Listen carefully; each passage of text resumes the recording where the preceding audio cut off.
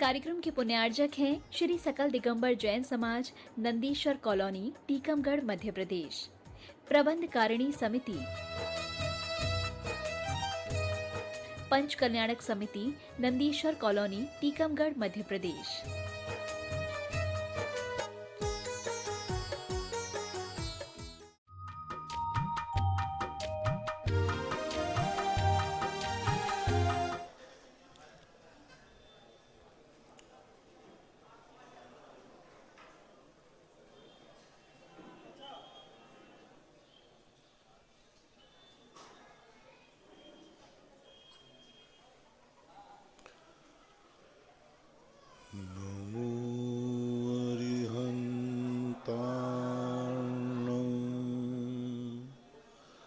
नमो सिद्धार्णं नमो आयर्याणं नमो वज्रायाणं नमो लोये सव्यसाहूर्णं। पंच परमेष्टि भगवान की जय। आचार्य श्री गुरुवर कुंद कुंद महाराज की जय। आचार्य श्री गुरुवर विद्यासागर महाराज की जय। परम पूजनीय निर्व्यापक श्रमण मुनि श्री सुधा सागर जी महाराज की। सुंदर सिखपाल गंभीर सागर जी महाराज की। सभी जिज्ञासु एवं श्रोतागण पूज्य श्री को नमोस्तु करें। संजना जैन गुना से पूछती हैं, नमोस्तु महाराज जी, स्वाध्याय में मन किस पुण्य के उदय से लगता है और इसका भविष्य में क्या फल मिलता है? ज्ञानावरणी कर्म के क्षयोपशम से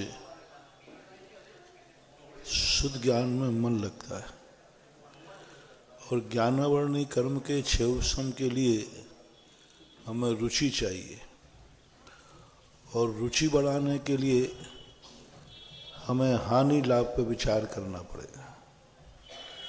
स्वाध्याय करने से कितने लाभ हैं, नहीं करने से कितनी हानि है, इस पर विचार करने से रुचि बढ़ती है और रुचि से फिर क्षयोपशम बढ़ता है और क्षयोपशम से मन लगता है।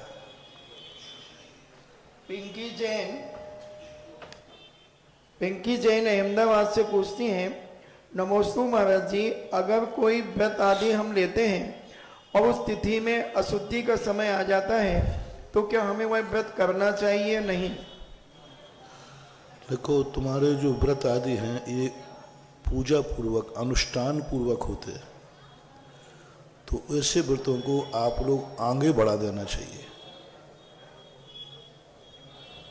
ध्रुवी जैन आगरा से पूछती हैं, आपने महाराज जी बोला था अगर कोई अपनी पूरी उम्र जीने के बाद भी एक नियम अगर पालते हैं तो उसका दुर्गति में गमन नहीं होता, दुर्गति का बंध नहीं होता। तो मुनीश्री, मेरी 36 साल की उम्र है, मेरा दही बड़े का आजीवन त्याग है, तो मेरा बंध क्या निकृष्ट योनियों में नहीं होगा? लेकिन उसके साथ ये नियम होना चाहिए, प्राण जाए पर प्रण जाए, तब बात बनेगी। ऐसे ही नहीं कि अभी तो नहीं खाना पर किसी दिन मौका पड़े तो कोई डॉक्टर वैद्य बता देवे तो वो नहीं है। देखो, एक कौवे का मांस का त्याग किया था, पर डॉक्टर कह रहा है कि यदि ये तू खा लेगा तो बच जाएगा, नहीं खाएगा तो मर जाएगा। तो खादिर भील कहता है कि मरना स्वीकार है लेकिन नियम तो, और वो मर गया। गारंटी दे रहा है वैद्य, पक्की गारंटी, तू बचेगा। एक कौवे का मांस को ग्रहण कर ले, बच जाएगा, उसने मर गया वो। तो जिस नियम पर मौत लगी हो, जिस नियम पर जिंदगी दांव पे लगी हो, वो नियम होना चाहिए। तो छोटा सा भी नियम है तो भी वह तुम्हें स्वर्गाधिक गति में ले जाएगा। पायल जैन आगरा से पूछती हैं, नमोस्तु महाराज जी, अगर कोई व्यक्ति जीवन में अनेक प्रकार के पाप करता है और फिर निमित्त अच्छे मिलने पर अंत समय समाधि ले लेता है, तो क्या उसकी गति सुधर सकती है? सुधर सकती, क्यों नहीं सुधर सकती। कोई व्यक्ति यदि साल भर पढ़ने नहीं गया, पेपर के दिन अच्छा पेपर दे लिया, सुधर सकते हैं।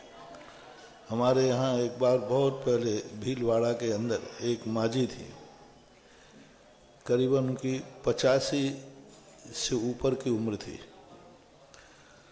वो जिंदगी में पिक्चर कभी नहीं छोड़ पाई, 85 उम्र में भी। उस समय टीवी ज़्यादा चलते नहीं थे, पिक्चर देखती थी, पिक्चर कोई भी पिक्चर नहीं छोड़ी, बड़ी शौकीन थी। अंत में उसके मन में ऐसा भाव आया कि अब मेरी मृत्यु का समय है, मुझे समाधि लेना। मेरे पास आए, महाराज जी मुझे समाधि लेना, और मुझे लोगों ने बता दिया था, उनके घर के सदस्यों ने। मैंने कि भाई मैं समाधि तो दे दूंगा, लेकिन किसी दिन तूने पिक्चर देखने की जिद कर दी तो? बोले महाराज जी नहीं देखूंगी। मैंने कि जिंदगी में? बोले नहीं देखूंगी। बोले आज मैं देख के ही आई हूं।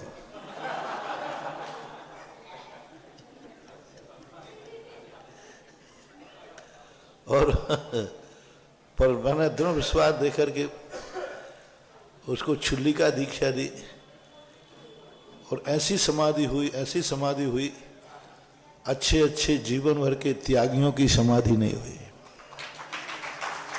निर्विकल्प होकर के, शांत चित्त होकर के, पूरे करीबन 1 महीने के लगभग लग गया समाधि में। लेकिन बहुत गजब की, इतने शांत परिणाम, कुछ नहीं, कोई आकुलता नहीं, कोई व्याकुलता नहीं, कोई संक्लेश नहीं। धीरे धीरे अंत में 2 दिन के लिए अन्न जल का भी त्याग किया, और बिल्कुल शांत चित्त होकर के उनकी समाधि हुई। ये गुड लक, देखो उनकी कैसी स्थिति। तो हो जाता है, ऐसी बात नहीं है, लेकिन ऐसी के लिए इंतजार नहीं करना, नहीं तो सबको अंत में तो हम सुधार लेंगे। ये तो अंधे को चौराहे पर यदि मणि मिल जाए तो सभी आंखों वाले धंधा छोड़कर चौराहे पर मणि ढूंढने में न बैठ जाए। ये काकतारी न्याय कहलाता है।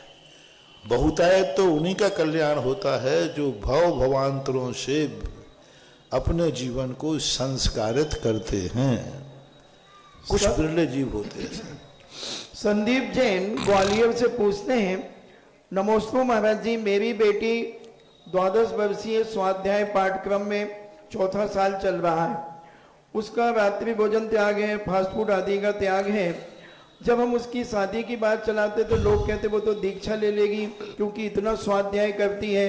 तो महाराज जी इसमें क्या इस प्रकार का स्वाध्याय आदि करना कोई दोष है? दोष तो काय का है कि गृहस्थ लोग क्या स्वाध्याय नहीं करते?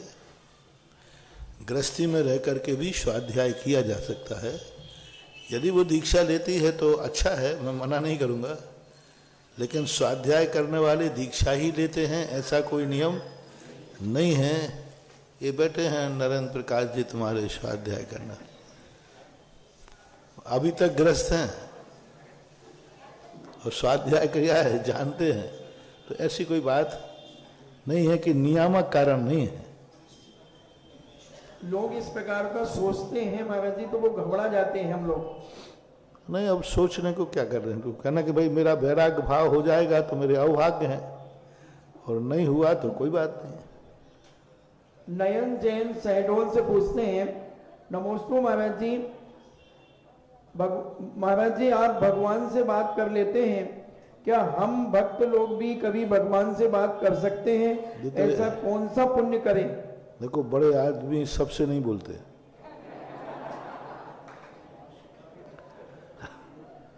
अब तुमको बड़े आदमी सबसे बातें करने लग जाए तो फिर बड़े काहे के?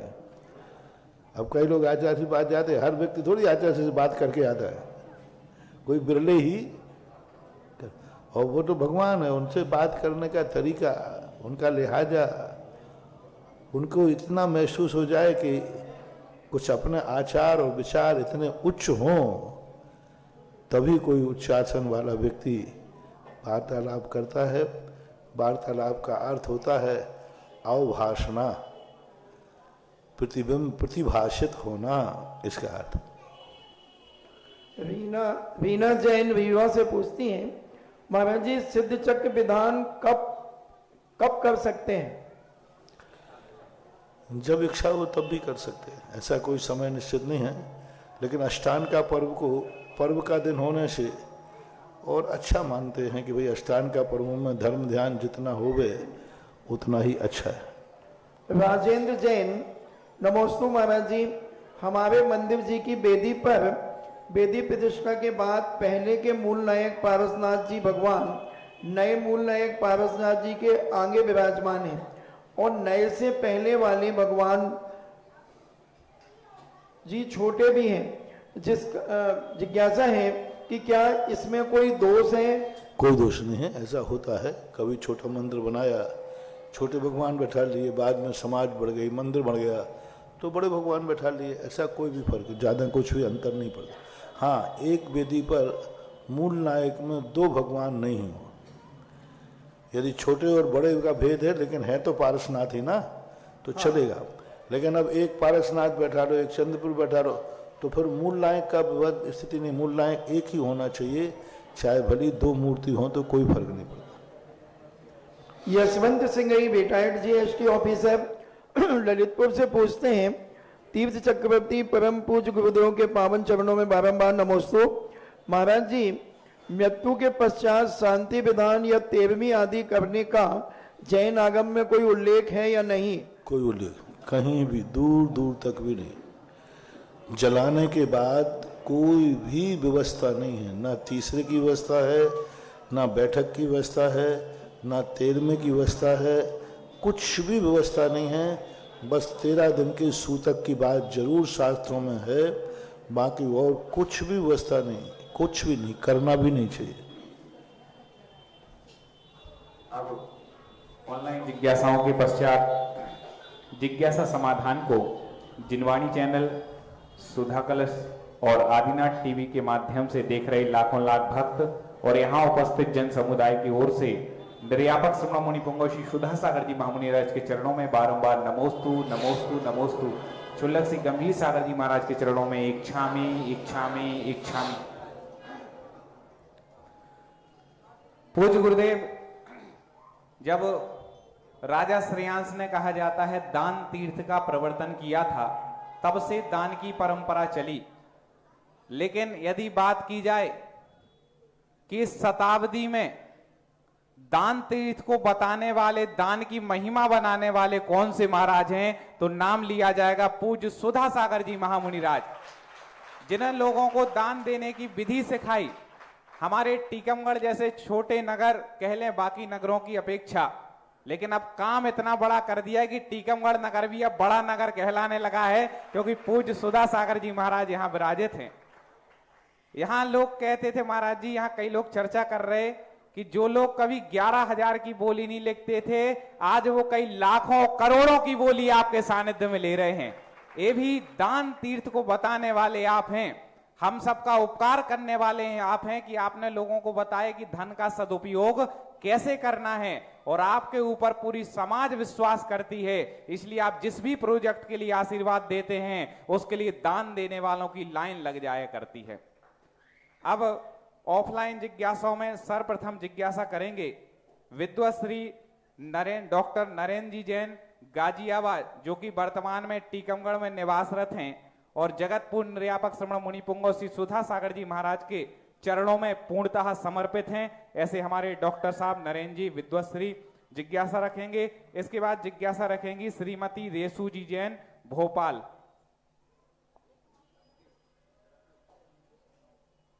परम पूज्य निर्यापकाचार्य सुधा सागर जी महाराज के चरणों में त्रिवार नमोस्तु।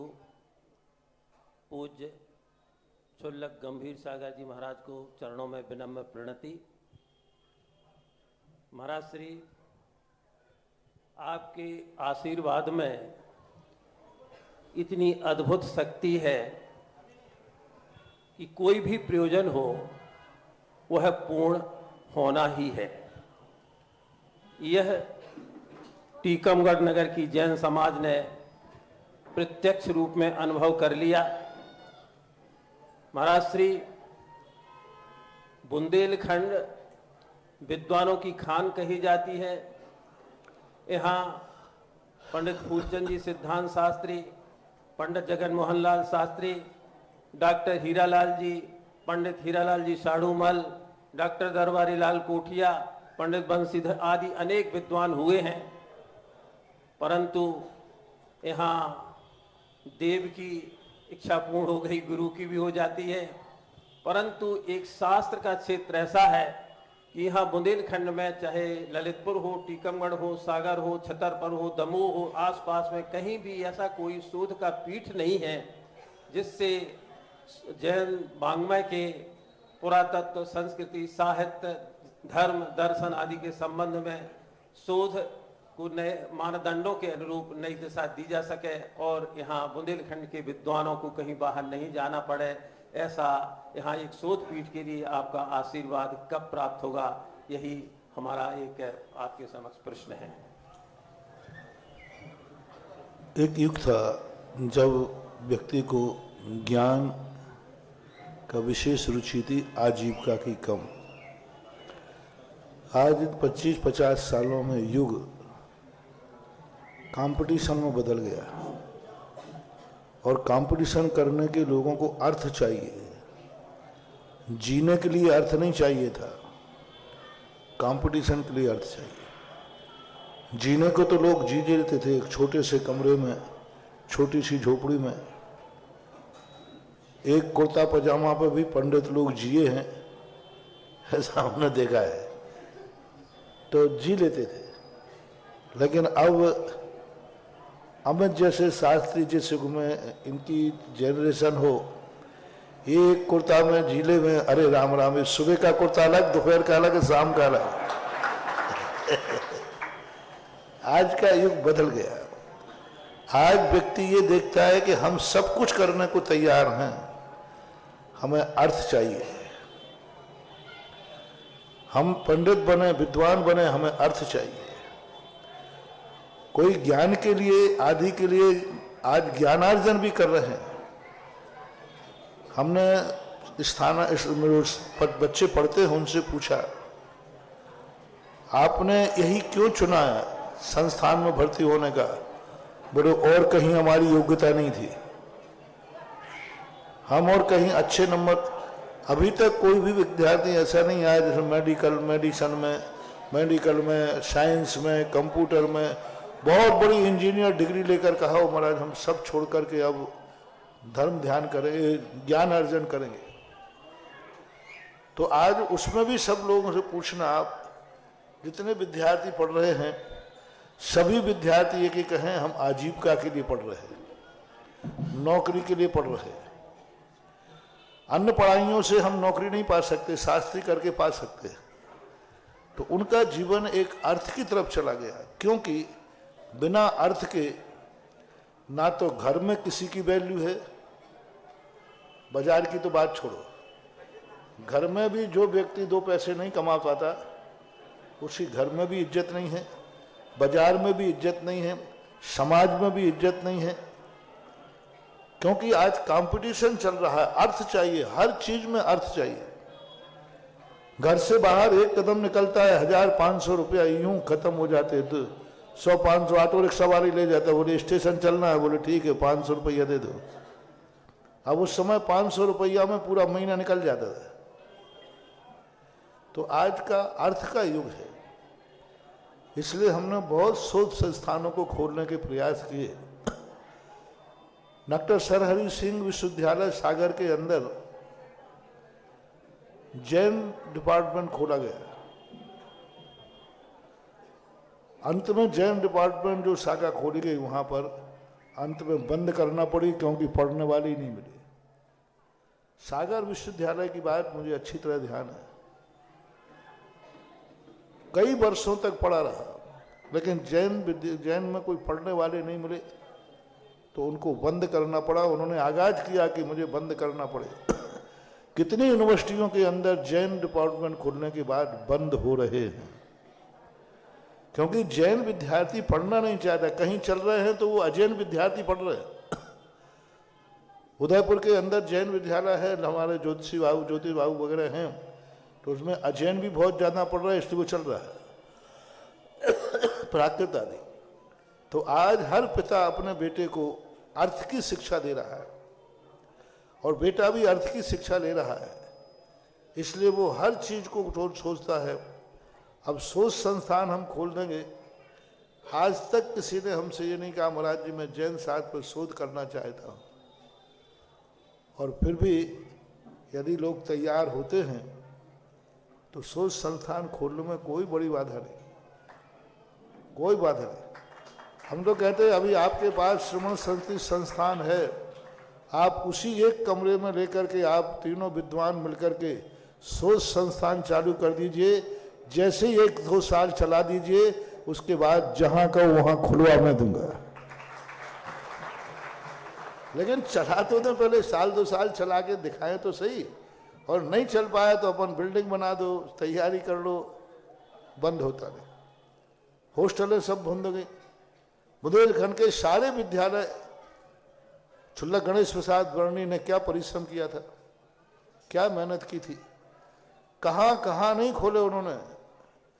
पूरे बुंदेलखंड को विद्यालयों से पाठ दिया था, पाठ दिया था। छोटे छोटे गांव में जाओ तो वहां भी गणेश प्रसाद वर्णी विद्यालय है, साडूमल, आगे मड़ावरा है, सागर है, और भी कितने मुरैना है, कितने विद्यालय खोले। आज उन सब विद्यालयों की हालत क्या है, और उनमें आज सारी लौकिक विद्या के विद्यालय खुल गए। LKG, UKG, वो इंग्लिश इंग्लिश आदि के विद्यालय खोल रहे, क्योंकि उसके बिना ना तो बिल्डिंग का खर्चा निकल रहा है ना कुछ निकल रहा है। सभी विद्यालयों में लौकिक शिक्षा हो गई। आज भी विद्यालय जीवित करने का मेरा मन भी करता है।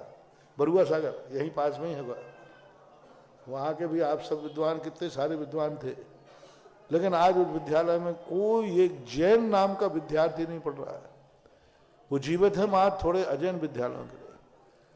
तो मैं देख रहा हूँ कि इसकी व्यवस्था बन रही।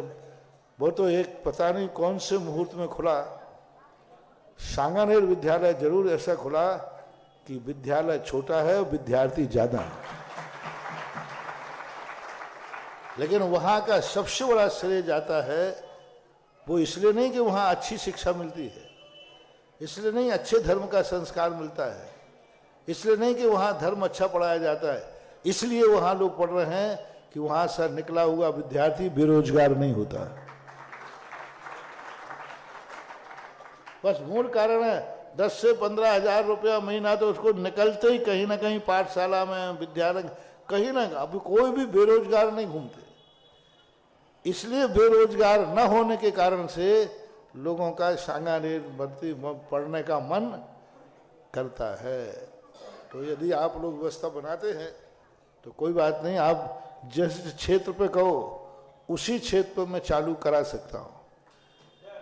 मेरा कोई क्षेत्र नहीं है और मेरे बराबर किसी के पास क्षेत्र नहीं है। जहां कहो वहां अपने पास तो V2 पावर है। कहो तो पार्श्वनाथ धाम में खुलवा दूं संस्थान।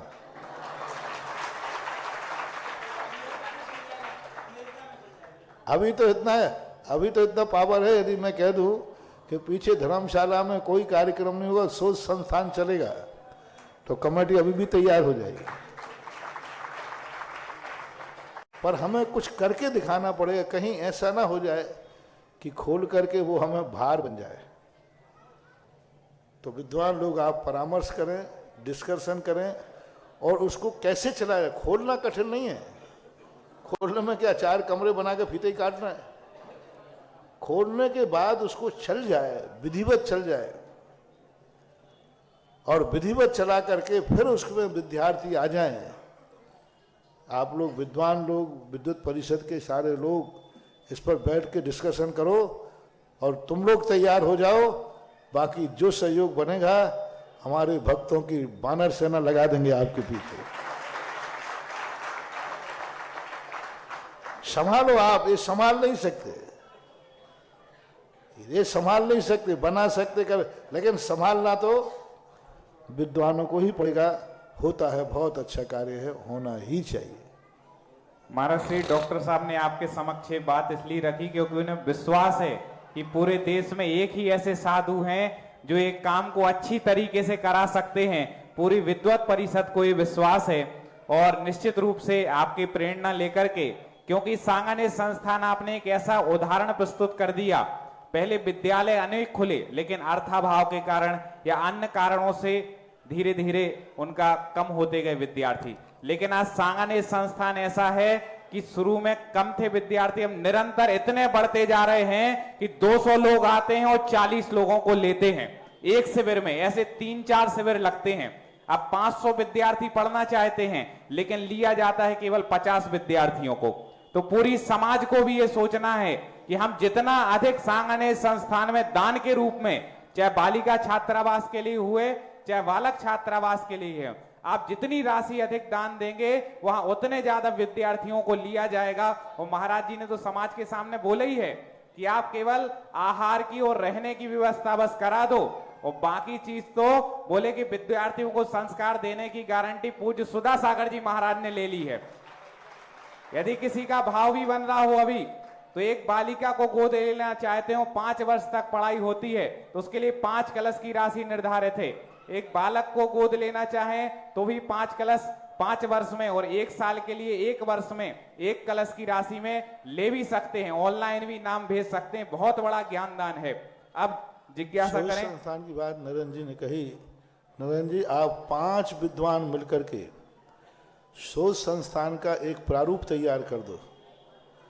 5 विद्वान मिलकर के, और प्रारूप तैयार करके उसकी योजना बताओ, उसका पूरा प्रॉस्पेक्टस हो, पूरी परियोजना हो, पूरा एक विचार करके 5 विद्वान मिलकर के और उसको चलाने की जिम्मेदारी आप दिखाएं, तो बिल्कुल संस्थान तुम जिस दिन कहोगे उसी दिन सांगानेर में अभी हम 1 मंजिल पूरी आपको शोध संस्थान के लिए समर्पित करा देंगे। वहाँ एक बिल्डिंग बन रही है 7 मंजिल की, उसकी कैपेसिटी 7 मंजिल है। उसकी 1 मंजिल हम पूरे शोध संस्थान को दे देंगे और वो तैयार है। कल चाहो तो कल, परसों चाहो तो परसों, बस तुम 5 विद्वान संकल्पबद्ध हो जाएं कि शोध संस्थान को हम लोग चलाएंगे और उसकी परियोजना, परिकल्पना और प्रॉस्पेक्टस, ये 2 चीज़ें आप हमें बना के दे दीजिए। बाकी कुछ भी नहीं, बहुत अच्छी चीज़ है। कौन नहीं चाहेगा कि भारत में होना चाहिए। जैनियों के पास, अब दिगंबरों के पास तो शोध संस्थानों की बिल्कुल प्राय अभाव ही। श्वेतांबर में खुद शोध संस्थान चल रहे हैं, कार्य कर रहे हैं, पर अपने यहाँ सबसे बड़ी चीज़ है इस कार्य में विद्वानों को आगे आना पड़ेगा। और विद्वान यदि आगे आएंगे तो हम साधु लोग भी आपके साथ रहेंगे, और जब दोनों साथ हो जाएंगे तो जनता तो अपने आप साथ हो ही जाएगी। जिज्ञासा करें श्रीमती रेसू जी जैन भोपाल, और इसके बाद जिज्ञासा के लिए तैयार रहें श्रीमान बीरेंद्र कुमार जी जैन चंदावली। गुरु चरणों में दरगाह परिवार की तरफ से नमोस्तु नमोस्तु नमोस्तु गंभीर सागर जी महाराज जी को इच्छामी इच्छामी इच्छामी। महाराज जी, मेरा प्रश्न ये है, आज की सबसे विकराल समस्या मुझे ये लगती है, जैसे हम सर्विस क्लास लोग भोपाल सिटी में रहते हैं, यहाँ हमारे बच्चे बाहर पढ़ रहे हैं महाराज जी, मतलब जैन समाज के ज़्यादातर बच्चे जो बाहर पढ़ रहे हैं, तो आज पेरेंट्स के मन में सबसे ज़्यादा ये डर लगा रहता है कि बच्चे, क्योंकि बच्चे सुनना और समझना शायद कठिन है उन लोगों को, अंतर जातीय विवाह को वो आजकल बहुत इंटरेस्ट लेते हैं, बढ़ावा देते हैं, और उनका जो फ्रेंड सर्किल है वो भी ऐसा है कि उन लोगों में भी ये सब बहुत कॉमन है। तो हम लोग ऐसा क्या करें महाराज जी? हम लोग अपने बच्चों को हमेशा सबसे बड़ी चीज बोलते हैं महाराज जी, इसके 1 कोड़ा कोड़ी सागर वर्ष पहले ऋषभ देव ने अपने अवधिज्ञान से ये दुर्घटना जान ली थी। ऋषभ देव के समय इस प्रकार की परिणति उन्होंने अवधिज्ञान से जान लिया था। जो अपन बोल रहे हैं, जो अपन देख रहे हैं, उसका परिणाम स्वरूप उन्होंने एक बहुत बड़ी शिक्षा दी थी कि उन्होंने अपनी बेटियों को जब शिक्षा दी तो उस क्लास में अपने बेटों को नहीं बैठने दिया। यानी ब्राह्मी सुंदरी भरत बाहुबली भाई भाई थे, तो उन्होंने दोनों को एक साथ पढ़ाई नहीं की। ब्राह्मी सुंदरी की क्लास लगती थी तब भाई नहीं बैठते थे, और भाई लगते थे तब ब्राह्मी सुंदरी नहीं बैठती थी। वहाँ ये संदेशा दिया है कि स्त्री और पुरुष में चाहे वो भाई बहन क्यों ना हो, लेकिन उनकी पढ़ाई का जो लिहाजा है, जो उनकी उम्र का लिहाजा है, उस उम्र में दो नकारात्मक शक्तियां एक साथ बैठेंगी, कुछ ना कुछ रिएक्शन होगा, कुछ ना कुछ रिएक्शन होगा। और उन्होंने ब्राह्मी और सुंदरी भरत बाहुबली को अलग अलग, भाई सगे भाइयों को अलग अलग बैठा दिया। क्या संदेशा देना चाहते थे कि और उन्होंने स्वयं पढ़ाया। मुनियों को पढ़ाने वाले प्रोफेसर थे तीर्थंकर, और कहा अनार का 1 2 3 की गिनती सिखा रहे, प्राइमरी के टीचर बन गए। इतने नीचे कैसे उतर आए? कन्याओं की खातिर उन्होंने स्वयं पढ़ाया कि कन्या जो है माँ बाप की निगरानी से अलग नहीं होना चाहिए, माँ बाप की निगरानी में रहना चाहिए, चाहे भली स्वयं को पढ़ाना पड़े। पहले गुरुकुल होते थे, विद्यार्थियों के होते थे, क्या कन्याएं पढ़ती नहीं थी? क्या सारी स्त्री जाति, किसी भी शास्त्र में हमें राजकुमारियों को पढ़ने का कोई उल्लेख नहीं मिला। बच्चों का तो मिला, रामचंद्र जी का, कुलभूषण देशभूषण का, आदि का। तो क्या उस समय की बच्चियां सब मूर्ख रहती थी? रानियां क्या ज्ञानी रहती? नहीं, सब पढ़ती थी, लेकिन गुरुकुल में नहीं पढ़ती थी, अपने माँ बाप की निगरानी में घर में पढ़ती थी। बहुत बड़ा ज्ञान कैकेयी का ज्ञान के संबंध में आता है, बहुत ज्ञान प्राप्त किया, अपनी निगरानी में पढ़ाते थे। और सबसे बड़ी ये नीति अंग्रेजों की थी। अंग्रेजों ने कहा कि भारत की सबसे बड़ी शक्ति है मातृशक्ति, नारी शक्ति। इसको नष्ट करने का एक ही तरीका है, को एजुकेशन। को एजुकेशन खत्म करो, चालू कर दो, सब भारत खत्म हो जाएगा। 2 जवान बच्चे एक साथ 5 घंटे 8 घंटे एक टेबल पर बैठकर बैठेंगे, कोई दुनिया की ताकत नहीं है, कितना भी बड़ा क्यों ना हो, कितना भी संस्कारवान क्यों ना हो, कितना भी भीतरागी क्यों ना हो, तो भी एक ना एक दिन उसका परिणाम शुभ होगा ही होगा। बच्चे पढ़ने जाते हैं, कोई लॉ करने नहीं जाते हैं, रोते हैं बच्चे, महाराज जी हमें पता ही नहीं चला कब हो गया, प्री प्लानिंग नहीं थी, पता ही नहीं चला कब बात हो गई। शास्त्रों में यहां तक कहा गया है, मुनि महाराज जो भीतरागी होते हैं, कि उनकी स्वयं की सगी मां भी यदि एकांत में आती है तो उसके लिए भी निषेध किया जाता है, मां जन्मदात्री। तो आज बच्चे 2-2 5-5 साल तक एक होटल में 5-5 घंटे क्लास में एक टेबल पर बैठेंगे। जवानी का लिहाजा है, जवानी में 2 नकारात्मक शक्तियां बैठेंगी, नियम से हार्मोन्स में अंतर आएगा, परिवर्तन आएगा, और धीरे धीरे वो कब रिएक्शन हो जाएगा कोई भरोसा नहीं। इसलिए सबसे पहले समाज को को एजुकेशन खत्म करना चाहिए। 90% ये रिएक्शन खत्म हो जाएगा, को एजुकेशन खत्म हो जाएगा। बच्चियां बच्चों के कॉलेज में पढ़ें, बच्चे बच्चों के कॉलेज में पढ़ें, एक तरीका। बल्कि आप लोग माता पिता लोग खुद पसंद नहीं करते हैं बच्चे को बच्चियां। एक स्कूल में, एक कॉलेज में बच्चे बच्चियों का अलग स्कूल था, और एक कॉन्वेंट अगर को एजुकेशन का खुल गया, सारे बच्चे बच्चियों ने नाम कटा करके को एजुकेशन में भेज दिए, और अलग अलग था, वो दोनों लोग लगे। तो आप लोगों का भी शौक बनता है को एजुकेशन में पढ़ाने का, और बच्चों का भी शौक बनता है। तो एक को एजुकेशन खत्म होना चाहिए। दूसरी बात है कि हम उन बच्चों को उन स्थानों पर भेजते हैं जो तुम्हारे आचार विचार से विपरीत है। कॉन्वेंट है जहां मांसाहार होता है, सबसे ज्यादा कॉन्वेंटों में, स्कूलों में पढ़ते हैं जैनियों के बच्चे।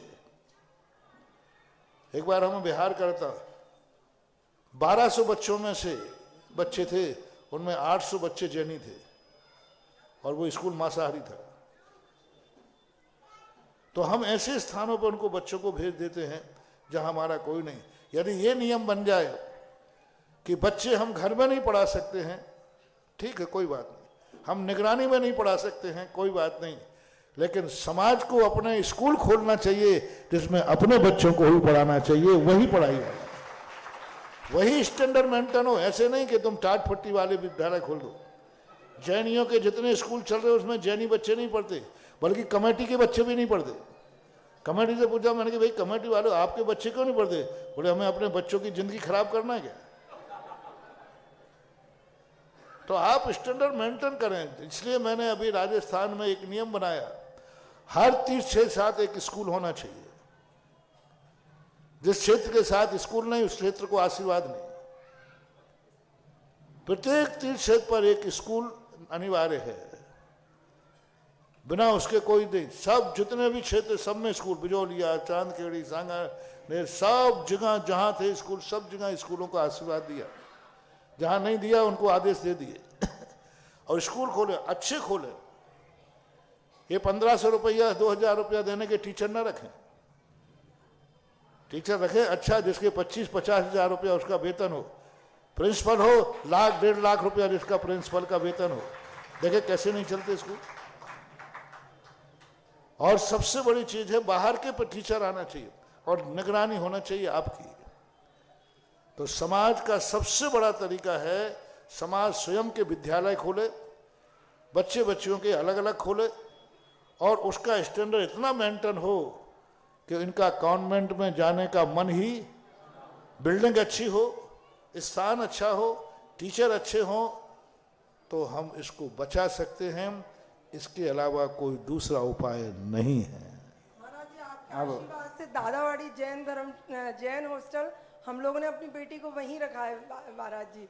तो क्या करें, बेटियां तुम्हारी हैं, चिंताएं हमें करना पड़े, यही कलयुग है। जी जी महाराज जी आपका आशीर्वाद महाराज जी। जिज्ञासा नमोस्तु, कहें नमोस्तु। वीरेंद्र कुमार जी जैन चनावली, इसके बाद जिज्ञासा रखें ब्रह्मचारिणी बिमलेश दीदी जी। बोलिए विद्यासागर जी महामुनिराज की जयकारा नहीं आप जिज्ञासा जगत पूज्य आचार्य मुनि श्री सुधासागर जी महाराज की जय। मेरी जिज्ञासा है महाराज जी, सिर्फ कर्म के ऊपर है कि राजा राम का ओम, दरबार ओम, ओम। लगा। आप तो जिज्ञासा पूछें, आपसे बोला भी था जिज्ञासा यहाँ पूछें। कोई नाटक नहीं। कर्म के ऊपर पिछले कर्म, आप तो हिंदी में बोलो सीधा। तो कर्मों का फल जहाँ राजा रामचंद्र जी को नहीं मिला, मतलब राजा राम जी को तो राज तिलक होना था लेकिन उन्हें नहीं हुआ। लेकिन वही बीच में द्रौपदी का चीर जो है, चीर हरण हो रहा था, उस टाइम जो है उनके कर्म आकर सहाय हुए और उनका चीर बढ़ता गया, सतशील रहा। हाँ तो महाराज तो हमारा ये है कि रामचंद्र जी के कर्म क्यों नहीं आकर के सहाय हुए? अब ये तो कोई अपने अपने कर्मों की बात है, अपनी अपनी कमाई है। उनका इतना उस समय उनका कमाई थी, उनकी भक्ति थी। अब उस समय नहीं था तो क्या करें। कई लोग एक सामान मुनिराज को शिकारी कुत्ते छोड़े गए, वे जाके महाराज को देख के कीलित हो गए और पारसनाथ को देख के कमठ कीलित नहीं हुआ, तो अब क्या करें। तो कर्म की विचित्र है। जिज्ञासा करें ब्रह्मचारिणी बिमलेश दीदी जी। इसके बाद जिज्ञासा के लिए तैयार रहें श्री मनोज कुमार जी जैन दरगाह, जिला अभियोजन अधिकारी शिवपुरी। महाराज श्री के चरणों में बारंबार नमोस्तु, चोलक जी के चरणों में इच्छा भी। महाराज जी, जो यहाँ पर जिज्ञासा समाधान चलती है वो प्रच्छना स्वाध्याय के अंतर्गत आता है। आप जब मंगलाचरण करते हैं तो प्रच्छना शब्द बोलते हैं। क्षमा करना, हम ये पूछना चाहते हैं कि जिज्ञासा समाधान के बीच में जैसे सम्मान समारोह अथवा और कोई चीज इसकी गरिमा में अंतर आता है या इसी के अंतर वह स्वाध्याय के अंदर कहलाएगा क्या? क्या होता है कि जब हम एक बार बैठे रहते हैं, कोई व्यक्ति को 1 घंटे का समय दिया तो लोग हम बातें कर, तो बाहर वाला कहता है महाराज जी क्या बेकार का समय दे रहे हैं, माथा पोड़ी कर रहे हैं, इसको बाहर निकालो। और जब उसका नंबर आया तो बोले महाराज आपको समय तो देना ही चाहिए थोड़ा बहुत। तो यही स्थिति होती है कि जिनके नगर में बोलते हैं वे तो खुश हो जाते हैं, महाराज जी जिज्ञासाएं तो तुम कितने ही कर लो, इनकी जिज्ञासाएं खत्म होने वाली नहीं है, हमारी 24 ही बन जाए तो बड़ा उद्धार हो जाए, आप तो क्यों बोले।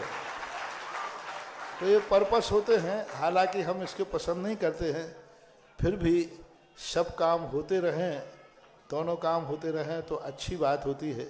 बाकी हम भी कम से कम इन पर विघ्न डालने का प्रयास करते हैं कि ना हो, लेकिन अब इन लोगों के भी थोड़े बहुत होते कि महाराज लाइव में बोल जाए तो बोली बढ़ जाएगी। कई बार तो बोली नहीं बढ़ती और कहते शाम को लाइव में आपका सम्मान होगा, तो कहे तो फिर बढ़ा दो 2 लाख रुपया। होना नहीं चाहिए, जिससे कम से कम हो उतना करना चाहिए, क्योंकि श्रोता लोग अभी जिज्ञासा समाधान सुनने को बैठे हैं। सम्मान जिसका हो रहा है उसे ही अच्छा लगता है, बाकी सबको तो ऐसे लगता है कि इसको जिज्ञासा करें मनोज कुमार जी जैन दरगाह, जिला अभियोजन अधिकारी शिवपुरी। इसके बाद तैयार रहें दिव्यांशी जी बड़कुल। महाराज से इस जिज्ञासा समाधान एक ऐसा कार्यक्रम हो गया है कि स्वाध्याय तो हो रही है, लेकिन आप स्वाध्याय में कहा जाता है कि दान देना चाहिए, तो दान देने की कला भी जिज्ञासा समाधान के माध्यम से पूरे विश्व को सिखाई जा रही कि दान कैसे देना है। जिज्ञासा करें श्री मनोज कुमार जी एन दरगाह जी। नमस्तु महाराज जी, नमस्तु महाराज जी, नमस्तु। अच्छामी महाराज जी, अच्छामी महाराज। आज जी मेरा क्वेश्चन है कि अभी मैं कल एक केस पढ़ रहा था कि जैन मंदिर में चोरी होती है और वहाँ से 2 मूर्ति जाती हैं, 2 छत्र, भावमंडल और गुल्लक तोड़ के ले जाते हैं।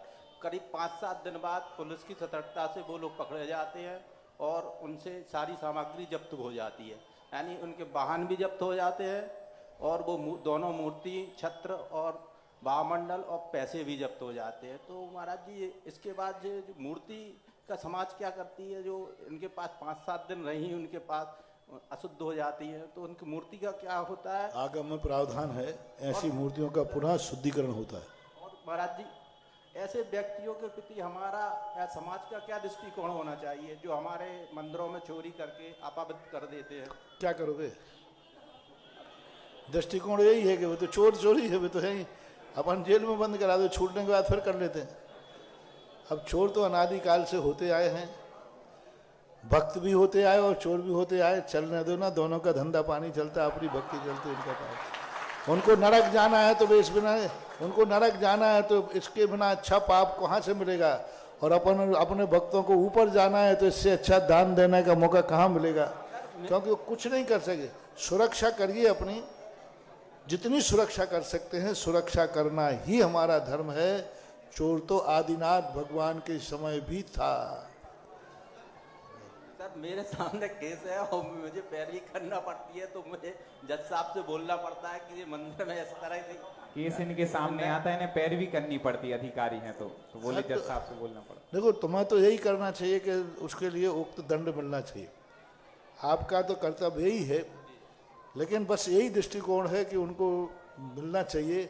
हाँ, कोई यदि ये कहे कि हम आप भविष्य में अब ऐसा कार्य नहीं करेंगे और ईमानदारी से यदि वो छूटता है तो भली कभी कुछ दया कर दें, बाकी जब चोरी है तो दंड का व्यवस्था होना चाहिए। तो महाराज जी समाज का भी रहता है इसमें, क्योंकि समाज वाले लोग गवाह तो बन जाते हैं लेकिन कोर्ट में आकर बोलने की हिम्मत नहीं करते हैं, क्योंकि वो डरते हैं, या वो गवाह बनने से ही मना कर देते हैं, तो पुलिस को बनना पड़ता है। मूल कारण है कि वो डरते हैं कहीं पर बाद में चोर उनको नहीं निपटा देवे, तो ये सब चीजें देखी जाती है। महाराज से एक जिज्ञासा पूरी सकल दिगंबर जैन समाज टीकमगढ़ की ओर से आपके चरणों में रख रहे हैं। आपने कहा था कि अभी तो यहाँ पर राष्ट्रपति शासन लगा हुआ है और वास्तव में पंचायती मंदिर में भी क्या है, राष्ट्रपति शासन।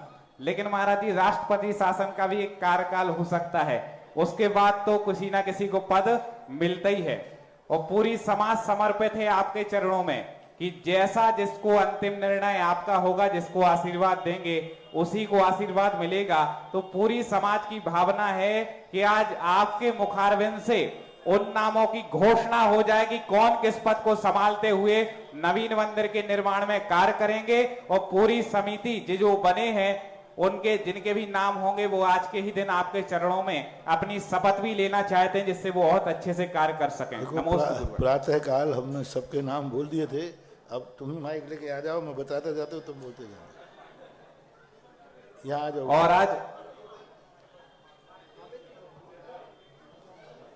कोल्ड से लो।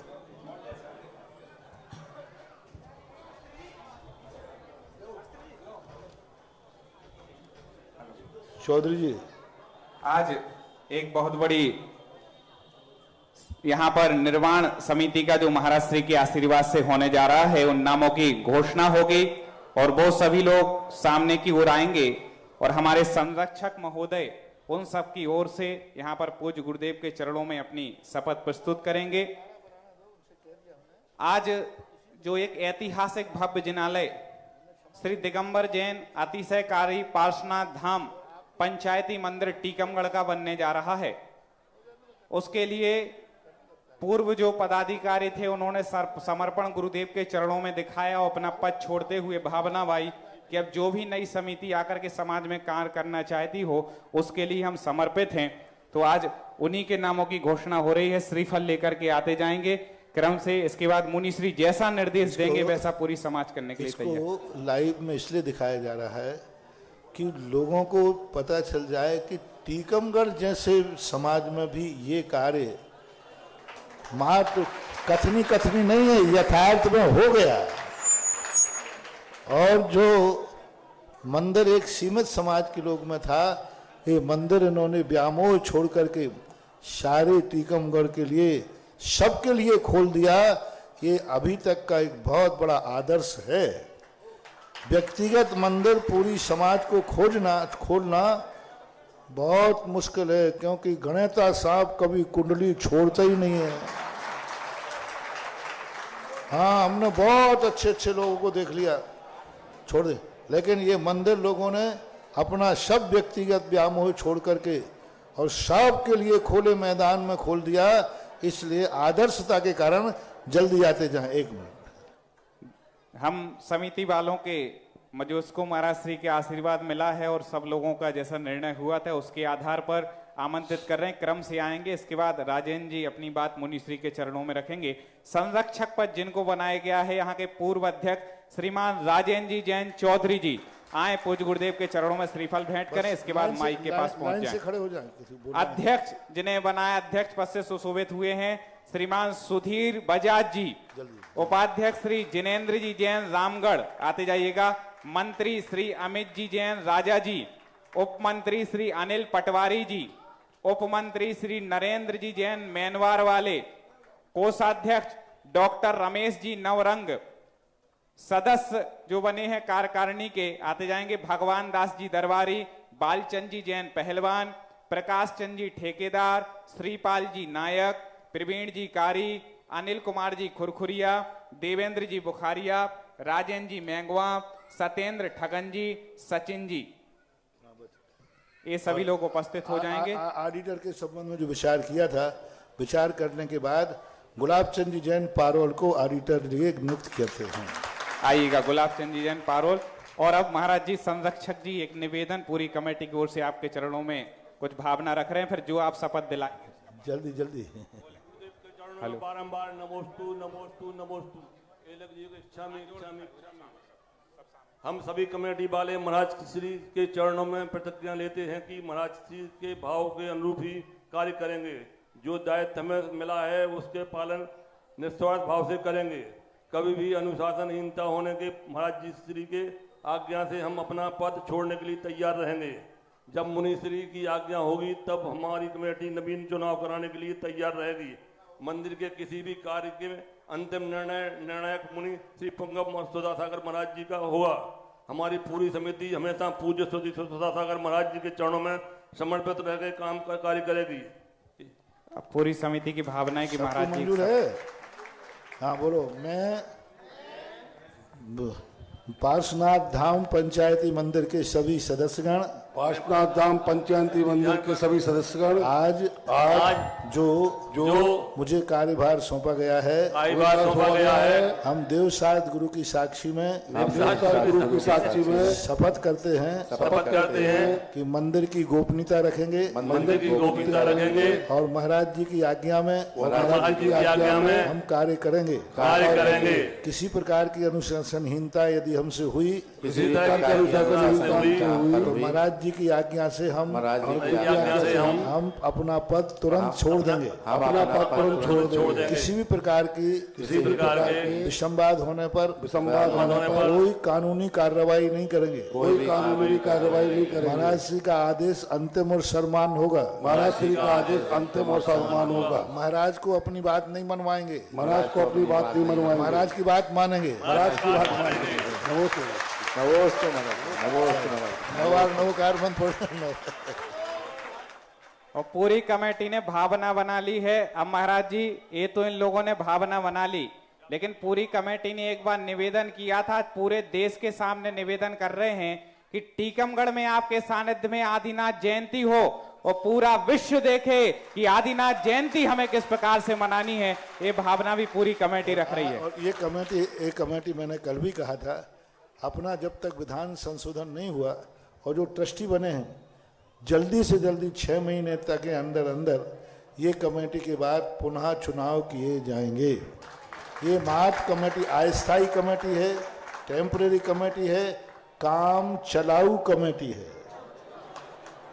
मूल कमेटी तो जब वो जो ट्रस्टी बने ना 1 लाख से लगा, वो सब पूरा ट्रस्ट बनने के बाद, रजिस्ट्रेशन होने के बाद पुनः एक बार जहां भी मैं रहूंगा सारे ट्रस्टी वहां आकर के फिर नई कमेटी बन करके फिर होगा शंखनाद सारे भारत का। हाँ, नहीं तो तुम समझो कि हमें तो मिल गई अब गद्दी। महाराज जी, पूरे टीकमगढ़ समाज की यही भावना है कि हमेशा।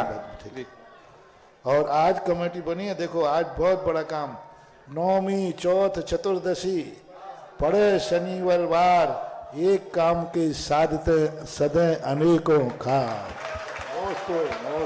और कोई सबके लिए मेरा कहना है, अतीत की कोई लकड़ियां नहीं निकालेगा। ऑडिटर साहब, आप अतीत के संबंध में कोई भी निरीक्षण नहीं, कोई नहीं। अतीत की जो भी फाइल थी उसको नीचे मैं डबल लाइन खींचता हूं, उसके ऊपर कोई डिस्कशन नहीं, कोई बहस नहीं। गड़ी हुई जितनी लकड़ी निकालोगे उससे क्या निकलता है? दुर्गंध ही निकलती है। अपने पास ऊपर की लकड़ियां बहुत है। अरे नीचे तो गंदी लकड़ी है, ऊपर तो चंदन की लकड़ियां हैं। तो अपन तो चंदन ही चंदन करेंगे। अतीत का कोई भी डिस्कशन नहीं। अपन को अतीत नहीं देखना है, अपन को भविष्य देखना है। चल जिज्ञासा करें दिव्यांशी जी बड़कुल, इसके बाद तैयार रहें भरतेश कुमार जी जैन। जिज्ञासा के लिए तैयार रहें दिव्यांशी बड़कुल। मेरे आराध्य गुरुवर के चरणों में बारंबार नमोस्तु नमोस्तु नमोक्षु क्षुल्लक जी को इच्छामी इच्छामी इच्छामी। हे सुधा गुरु, हम सब मिलके तुमको शीश नवाते हैं। गुरुदेव शरण को पाकर के हम धन्य धन्य हो जाते हैं। महाराज श्री, मेरी जिज्ञासा यह है कि जैसे कहते हैं कि मंदिर जी में रात को घंटा नहीं बजाना चाहिए, लेकिन हम लोग रात में आरती करते समय कई वाद्य यंत्र बजाते हैं, तो घंटा बजाने का निषेध क्यों है? नमोस्तु। इसके 2 कारण हैं। वाद्य यंत्र मंगल में नहीं आते, घंटा अष्ट मंगल में आता है। तो मांगलिक सामग्री रात में उपयोग नहीं की जाती है। वाद्य यंत्र जो है मंगल नहीं है। आपने 8 मंगल देखे ना, अष्ट प्रातिहार्य और अष्ट, उसमें एक घंटा आता है। तो घंटा चूंकि मांगलिक है तो रात्रि में प्रयोग नहीं करते हैं। दूसरा कारण है, घंटे की आवाज़ गोली के समान होती है, जिसमें रात में जो पक्षी होते हैं जितने बार टर्न करोगे उतने बार वो कांपते हैं। और वही बाजे बजते हैं तब वो नहीं कांपते, क्योंकि बाजों की धुन एक बाजे के समान होती है। इन 2 कारणों से रात्रि में घंटा नहीं बजाना चाहिए। और निरंतर यहाँ पर दानों की घोषणा हो रही है। श्री देवेंद्र जी, श्रीमती दिव्या जी, आकाश जी, अमन जी, मनोज कुमार जी, मुनमुन जी, श्रीमती रेसू जी, पीसी जी एन तहसीलदार आ जाए, पूज्य गुरुदेव के चरणों में श्रीफल भेंट कर शुभाशीष प्राप्त करें। और महाराज जी ने जैसा बोला कि अब आगे जो भी चुनाव होंगे, जो 1 कलश में, 5 कलश में, 11 कलश में, 21 कलश में जो ट्रस्टी बन रहे हैं, उनमें से ही वो ही वोट देंगे, उन्हीं में से चुने जाएंगे। तो अब ऐसे जो ट्रस्टी बन चुके हैं उनके नामों की घोषणा हो रही है, और जो आगे बनना चाहते हैं शीघ्रता से बन जाएंगे। एक एक नाम हम बोलेंगे, उपस्थित तो आते जाएंगे। श्री नीरज जी जैन, श्री अंकुर जी जैन भरौली वाले, श्री मनोज कुमार जी जैन, श्री ईशान जी जैन सुनवाहा, श्री अभय गोयल जी जैन प्रकाश चंद जी गोयल, श्री पीयूष जी जैन मड़ावरा, श्री अमित जी सिंघई, और एक ही परिवार के 7 नाम आए हैं, उनकी घोषणा कर रहे हैं। श्रीमान अशोक कुमार जी जैन, सुंदरलाल जी जैन, श्रीमान अनिल कुमार जी जैन, वीरेंद्र कुमार जी जैन, श्री अभिषेक जैन होंडा, श्री अमित कुमार जी सिंघई, श्री आशीष जी सिंघई, श्री अभिनव जी सिंघई। एक ही परिवार के 7 सदस्य एक साथ ट्रस्टी बने हैं। ऐसे कई परिवार हैं जिन्होंने उदाहरण प्रस्तुत किया है। आगे नयन जी वदैया, राजेंद्र जैन सुलोचना, श्री विनोद कुमार जी जैन, श्री संजय कुमार जी जैन सुन्नू मिया, श्री अशोक कुमार जी जैन, श्री अनिल कुमार जी जैन, श्री अरविंद कुमार जी जैन, श्री मनोज कुमार जी जैन, श्री मनोज कुमार जी जैन एडवोकेट, श्री देवेंद्र बुखारिया जी बबलू, श्री मती दिव्या बुखारिया जी, श्री प्रकाश चंद जी जैन कारीवाले। ये सभी लोग यहाँ पर उपस्थित हों तो पूज्य गुरुदेव का सुभाषित प्राप्त करें, जिज्ञासा करें। भरतेश जी जैन, इसके बाद जिज्ञासा के लिए तैयार रहें ऋतु जी सुनवाहा।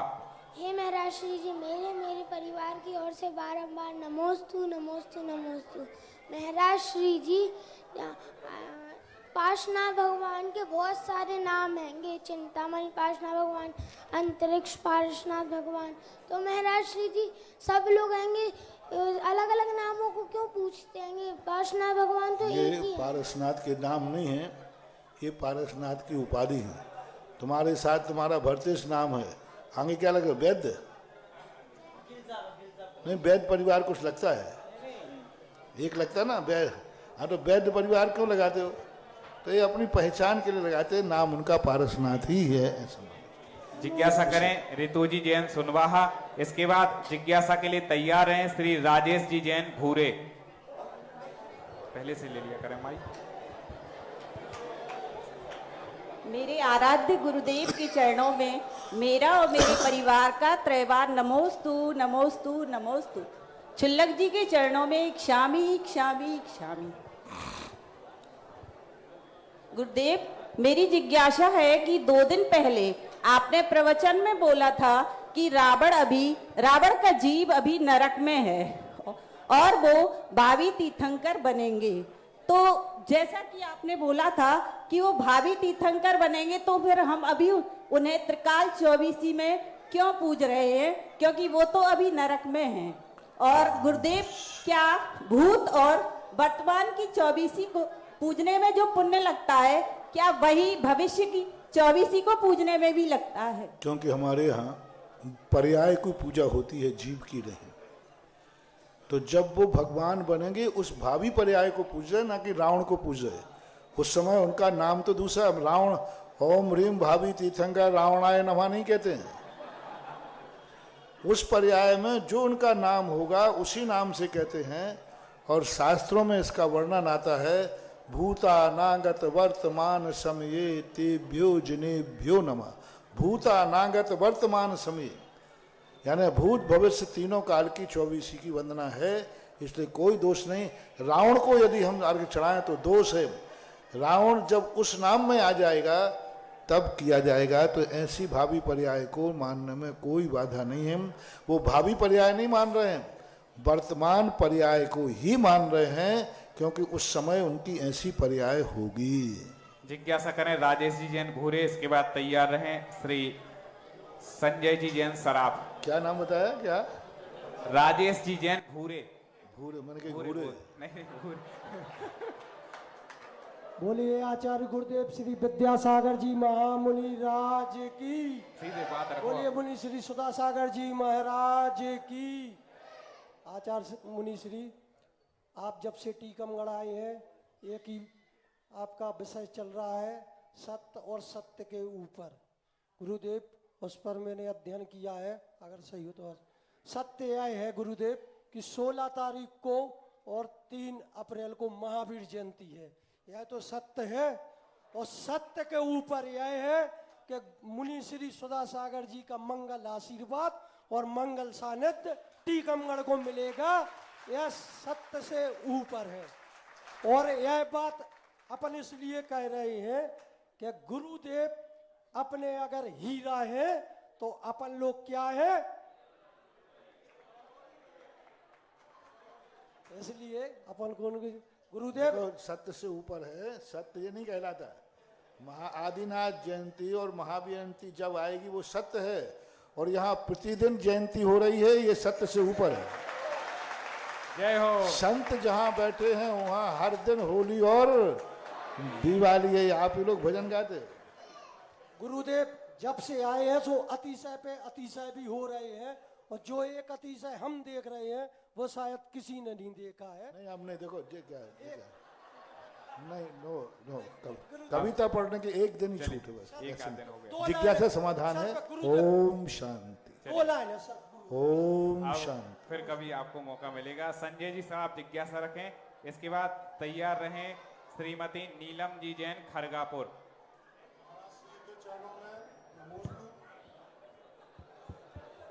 शुल्लक जी के चरणों में इच्छामी। हे महाराज जी, जब आप टीकमगढ़ आए और दूसरा दिन था, टड़ैया जी के यहाँ हार हुए थे दूसरे दिन, और जैसे ही आप मंदिर जी में प्रवेश कर रहे थे तो मैं बाहर खड़ा था, तो ऐसा विचार आया कि हमारे बड़े बाबा की आभा मंडल में इतना तेज है कि महाराज जी कुछ ना कुछ तो पक्का उद्धार हमारे मंदिर का जीर्णोद्धार कराएंगे।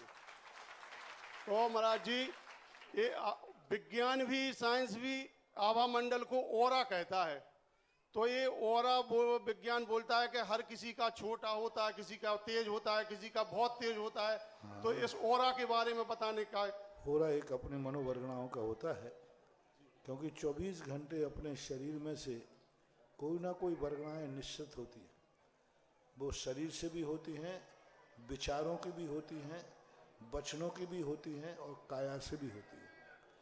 तो काया का होरा बनता है, और काया के साथ जब विचार उसके साथ ताकतवर मिल जाते हैं तो वही होरा डबल हो जाता है। उसमें भी वचनों को यदि मिल जाते हैं तो और डबल हो जाता है। तो ये होरा चारों तरफ अपना एक आभा मंडल बनाते हैं। आजकल विज्ञान इस पर बड़ा शोध कर रहा है, और ये ऐसा भी देखा गया, इस कमरे में अभी कौन बैठा था उसकी अभी फोटो के लिए उन्होंने 24 घंटे तक का तो उन्होंने शोध कर लिया कि 24 घंटे पहले इस कमरे में कौन था, उसकी फोटो उतार के बता देंगे, अक्स बता देंगे। खोज चल रहा है कि 6 महीने पहले भी कौन था यहाँ पर, उसका भी बताने का। तो ये सारे के सारे होरा कहलाते। होरा का आभा मंडल सबका होता है, किसी का काला, किसी का सफ़ेद, किसी का छोटा, किसी का बड़ा। पापियों के भी बड़े बड़े आभा मंडल होते हैं, इसलिए बहुत दूर तक वो प्रभावित करते हैं। पुण्यात्माओं का भी बड़ा होरा होता है, दूर दूर तक, कई तक इतना बड़ा हो सकता है, किलोमीटरों तक का भी आभा मंडल होता है। तीर्थंकर का आभा मंडल जो है 100 कोस तक का होता है। 100 कोस तक का सुविक्ष पड़ता है। 100 योजन तक का सुविक्ष पड़ता है। ये उनका आभा मंडल 100 योजन तक होता है। तो इस प्रकार के आती है चर्चा, शास्त्रों में उसे हो रहा है आभा मंडल के रूप में जानते हैं। ऐसा जिज्ञासा करें नीलम जी जैन खरगापुर, अपनी जिज्ञासा प्रस्तुत करें, और इसके बाद जिज्ञासा के लिए तैयार रहें श्री नवीन कुमार जी जैन देहरादून। महाराज श्री के चरणों में मेरा और मेरे परिवार की तरफ से त्रिवार नमोस्तु महाराज श्री नमोस्तु। छुल्लक जी के चरणों में इच्छामी महाराज जी, इच्छामी महाराज श्री सुनीता दीदी सलवार प्रतिभा स्थली की तरफ से नमोस्तु महाराज श्री नमोस्तु। महाराज श्री सराग सम्यक दर्शन और वीतराग सम्यक दर्शन में क्या अंतर है? सराग भी सम्यक दर्शन में व्यक्ति करुणा और अनुकंपा से भरा हुआ रहता है। वीतराग सम्यक दर्शन में व्यक्ति आत्मा की तरफ, स्वयं चतुष्टय की तरफ जाता है। प्रसम संवेग अनुकंपा आस्तिक, ये जो लक्षण है सराग सम्यक दृष्टि के। वीतराग सम्यक दृष्टि इन सारे विकल्पों से दूर होकर के अपने आत्मस्थ हो जाता है, आत्मानुभव में चला जाता है। वो वीतराग सम्यक दर्शन है। आज वर्तमान में 6ठे गुण स्थान तक सराग सम्यक दर्शन ही होता है, उससे ऊपर वीतराग सम्यक दर्शन होता है। जिज्ञासा करें नवीन कुमार जी जैन देहरादून। नहीं है क्या ऊपर? शायद वो देहरादून निकल गए हैं। एक विशेष बात, अब चूंकि लाइव कट गया, अब टीकमगढ़ की बात गुरुदेव के चरणों में रखना चाहते हैं। गुरुदेव, ये हम सबको मालूम है कि मुश्किल है आपका सानिध्य मिलना आदिनाथ जयंती पे, लेकिन हम लोग पुरुषार्थ करके दिखा देंगे कि गुरुजी के चरण यहीं रुके रहें। अभी तो 50-50% है, आपको बताएं, क्योंकि गुरुजी ने कहा है आप आदिनाथ जयंती बहुत अच्छे से मनाओ, मेरा आशीर्वाद भी है, सानिध्य के लिए देखते हैं। और महाराज जी का हमेशा यही वचन रहता है। लेकिन अब अपन पूरे टीकमगढ़ वालों को मिलकर के, जितने भी यहाँ पर मंडल हो, जितने भी ग्रुप हो, जितनी भी मंदिर कमेटियां हो, पूरी समाज को मिलकर के ऐसी रूपरेखा बनानी है, ऐसा उत्साह बनाना है कि टीकमगढ़ में हम आदिनाथ भगवान का साक्षात जन्म कल्याणक मना रहे हो। जैसा हमारा पंच कल्याणक में जन्म कल्याणक का जो जुलूस था वो ऐतिहासिक था, महाराज जी ने खुद प्रशंसा की थी। तो अपने आदिनाथ जयंती का भी जो जुलूस हो भाई अपने आप में एक ऐतिहासिक हो, और पूरा का पूरा विश्व चैनलों के माध्यम से देखे कि आदिनाथ जयंती यदि कहीं मनाई गई है तो टीकमगढ़ में मनाई गई है। अब अपन को मीटिंग शुरू करनी है, बैठना एक रूपरेखा। हम इसलिए नहीं बोलते, हमने सुबह कह दिया, प्रातःकाल प्रवचन में तुमने सुना नहीं, मैंने आशीर्वाद दे चुका हूं और नहीं भी दिया है।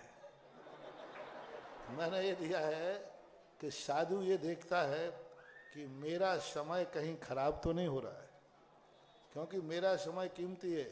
यहाँ तुम्हें आदिनाथ जयंती में हमें ज़्यादा लाभ है समाज को, और या इसको छोड़कर दूसरे स्थान पर देंगे उनको। हम भी बनियों की रोटी खा दे तो अपन भी बनिया होगा, क्या बात है। हाँ, आदिनाथ जयंती 16 को, आज क्या तारीख है? हाँ, तो कम से कम 5-6 दिन तो है ही। तो 6 दिन में तो पता नहीं किसको कितना लाभ हो जाए, और हम ये देखेंगे नहीं वहाँ से ज़्यादा लाभ और उत्साह टीकमगढ़ में है, तो फिर कोई बड़ी बात नहीं, सब हो सकता है। और थोड़ा ही सा मुझे लगा कि यहाँ रुकने से तो कम है, दूसरे स्थान पर जाने से ज़्यादा है, तो हमें कोई अटैची तैयार नहीं करना है। और महाराज जी हम लोग इतना पुरुषार्थ करके ऐसी रूपरेखा बनाएंगे कि आज तक कहीं आदिनाथ जयंती मनाई नहीं गई होगी। कल रविवार है, कल टीकमगढ़ नगर की जितनी भी समितियां हैं, जितनी भी कमेटियां, जितने महिला मंडल, बालिका मंडल, युवा मंडल, सब लोग यहाँ पर बैठ करके पंचायत समिति सबको आमंत्रित कर रही है कि कल आए, छुल्लक जी के प्रवचन के बाद अपन यहाँ बैठेंगे और ऐसी रूपरेखा परसों महाराज जी के चरणों में रखें कि महाराज जी दोनों हाथों से अपने लिए आदिनाथ जयंती के लिए आशीर्वाद दें कि यहाँ समय का बहुत बड़ा उपयोग होगा।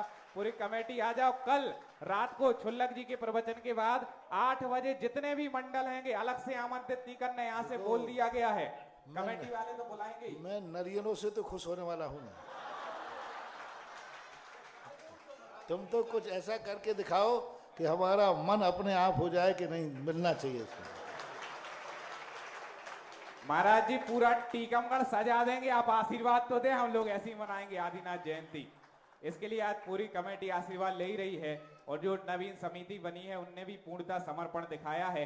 निश्चित रूप से अब माज मंदिर एक बड़ा भव्य और ऐतिहासिक बनने वाला, क्योंकि महाराज जी जो आपने शुरू में टारगेट बोला था, आपके सानिध्य में कुछ ही दिन में उतनी राशि जुड़ गई है। अब तो और अच्छे मंदिर बनाने के लिए सारे काम होना है, तो बड़ा भव्य जिनालय यहाँ पर बनेगा।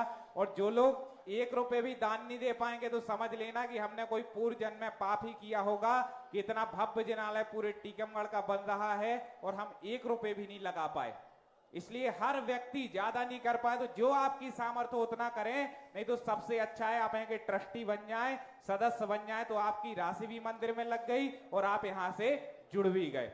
महाराज जी आदिनाथ जयंती के लिए जो आपने मंगल आशीर्वाद दिया है, हम पूरे सारी कमेटी, पूरी समाज प्राण प्रिय तरीके से, शानदार तरीके से मनाएंगे।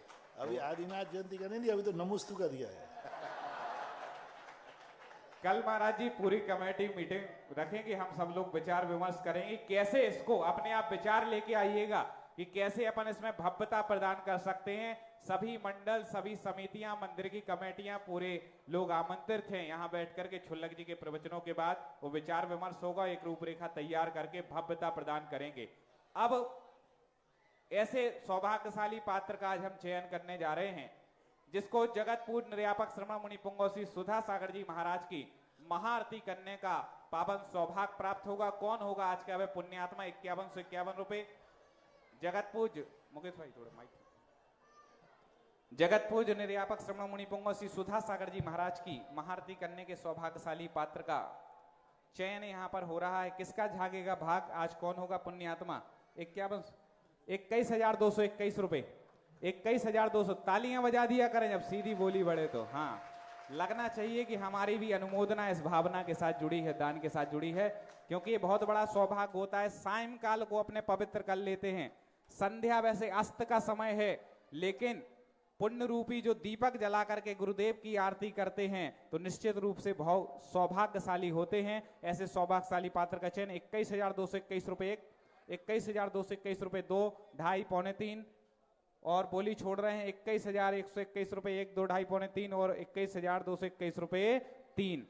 ये सौभाग्य प्राप्त किया है श्रीमान बाबूलाल जी राजा जी कारी, जो कि आज मंत्री पद पर पूज्य गुरुदेव के आशीर्वाद से बैठे हैं।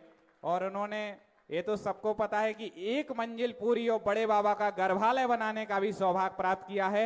आज मंत्री पद के उसमें बैठे इस उपलक्ष्य में उन्होंने आरती की बोली ली है और पूरी कमेटी को, वो नवीन कमेटी को आमंत्रित कर रहे हैं आए, और पूरी कमेटी मिलकर के आज बड़े भक्ति भाव के साथ झूम करके पूज्य गुरुदेव की आरती करेगी। मंत्री जी सभी को आमंत्रित कर रहे हैं, पूरी नवीन कार्यकारिणी आ जाए और इनके साथ आरती करें। हाथों में दीपक ले ले। आज पूरी देखें नई समिति आरती कर रही, मतलब पूरा टीकमगढ़ समाज कर रहा है, क्योंकि पंचायती मंदिर की समिति है तो पूरी टीकमगढ़ समाज की समझें आप आरती है और भव्यता से हमें करना है। और कल छुल्लक जी के प्रवचन के बाद 8 बजे से यहाँ पर जो मीटिंग रखी गई है रात को, उसमें सभी लोगों को उपस्थित होकर के अपने सुझाव रखना है। जय हो। शुरू कर।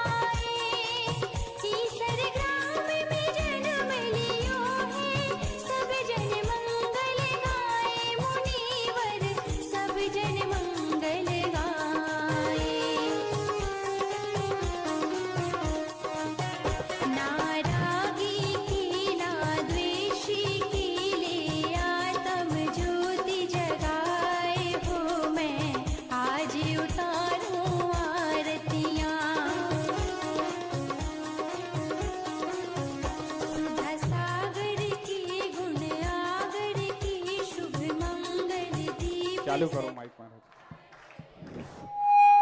हाँ देखें, अब शपथ समारोह भी हो गया है।